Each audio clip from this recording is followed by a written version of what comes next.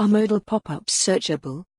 Editor's note: Ask an SEO is a weekly column by technical SEO experts Shelly Fagin, Ryan Jones, Adam Riemer, and Tony Wright.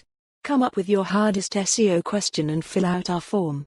You might see your answer in the next hashtag Ask An SEO post. This week for Ask An SEO, we have a question from Ashley in Chicago. Ashley asks, are modal pop-ups crawlable? If not, how can the content that's within them become crawlable? This is a great question, Ashley, and like every SEO question, the answer is, it depends. Thanks for asking. Stay tuned next week for more questions and answers. Just kidding. Let's dive in and take a look at a couple of different scenarios. Using a modal itself isn't necessarily good or bad for SEO. It's all about how the modal is coded and implemented. In fact, let's not limit this to modals. The following advice and techniques can also apply to pop-ups, interstitials, and overlays as well. Implementing modals. There are two major ways to implement a modal. Option 1, include the content in the page itself but not make it visible at first. Typically you would hide it with some CSS and then use JavaScript to update that CSS to make the modal visible when some action occurs, like a user click.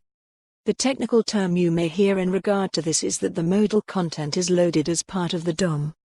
In this case, the modal will be fully crawlable and indexed as part of the page by search engines.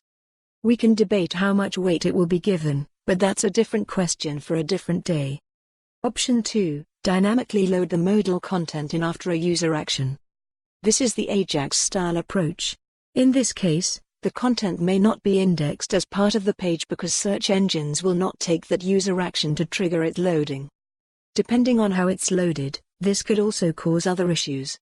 I've seen some sites that have all their modals as separate HTML files that are then dynamically loaded on a user click. Not only did Google not associate this content with the page, they actually indexed the separate HTML pages containing that modal content, which aren't really an ideal spot for users to enter a site. In that case, we had to re-examine how we coded the modals, or at least get creative with robots.txt, nofollow, and noindex tags, again, a topic for another post. A good way to test both of these methods would be to disable JavaScript and view the source of your site in a browser. If you can see the modal text in the HTML source, then so can search engines. In most cases, I advise clients to use modals and pop-ups and overlays as sparingly as possible. A commonly acceptable use is for viewing an image at a larger size, or for content that doesn't require a new page load but isn't related to the page content, like a login box, tooltip, legal disclaimer, etc. Other considerations to keep in. For more on this story, visit the news article link.